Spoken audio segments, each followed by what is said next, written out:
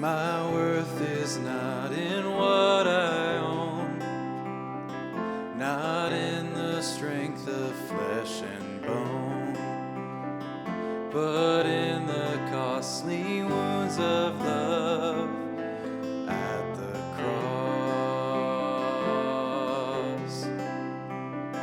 My worth is not in skill or name, in win or lose, in pride or shame, but in the blood of Christ that flowed at the cross.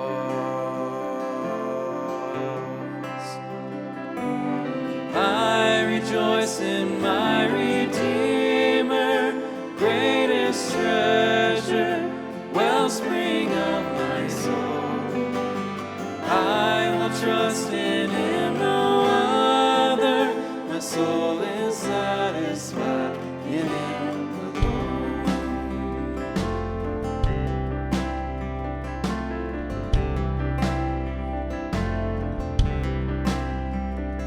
As summer flowers we fade and die, fame, youth, and beauty hurry by, but life eternal calls to us at the cross.